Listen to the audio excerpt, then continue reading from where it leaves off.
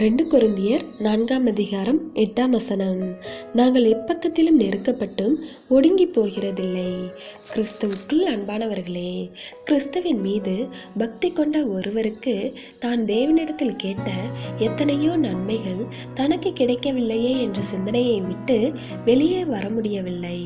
தன்னுடைய வாழ்க்கை பாதையில் தடுக்கப்பட வேண்டும் என்று தான் விரும்பிய சில வேதனைக்கு ஏதுவான விஷயங்களை தேவன் தடுக்கவில்லையே என்ற சோர்வு அவருக்குள் இருந்தது.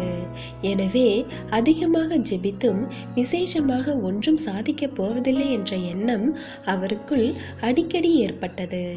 ஆனால் அவருடைய உள்ளுணர்வு அவருக்குள் நீ கர்த்தரால் விசேஷமானதொன்றை பெற்று அனுபவிக்கின்றாய் என்ற உணர்வு இருந்து கொண்டிருந்தது.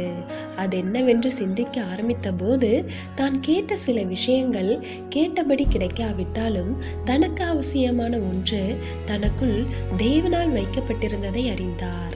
தான் கடந்து வந்த பாதையில் எவ்வளவு கடினமான சூழ்நிலைகளில் நடந்தாலும் அதில் விரக்தியடைந்து நின்று விடாமல் தனக்குள் ஒரு விசேஷமான அமைதியும் நம்பிக்கையுணர்வும் தொடர்ந்து முன்னோக்கி செல்ல தூண்டும் ஒரு விசையும் தன்னிடம் செயல்படுவதை கண்டு கொண்டார். யாக்கோபு கடந்து வந்த பாதையிலும் யோசேப்பு கடந்து வந்த பாதையிலும் சோதனைகளும் சோகமான நிகழ்வுகளும் ஏராளம். இருப்பினும் அவர்கள் முன்னோக்கியே கொண்டு செல்லப்பட்டனர். சூழ்நிலைகள் அவர்களை பின்னிட்டு தள்ளினாலும் தேவனுடைய கிருபை மௌனமாகவும் வெளி தோற்றமின்றியும் செயல்பட்டு இறுதியில் அவர்களுடைய வாழ்க்கையில் தேவ நோக்கம் நிறைவேறியது. எனவே தேவ பிள்ளைகளே, தேவன் நமக்கு எதையும் செய்யவில்லை என நாம் சொல்லலாம்.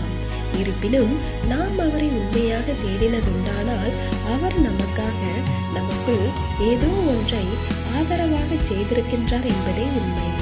அதுதான் இதுவரை நம்மை நடத்தியுள்ளது என்பதை உணர்ந்து அவரை துதிக்கின்றவர்களாகவும் மகிமைப்படுத்துகின்றவர்களாகவும் இருக்க வேண்டும்.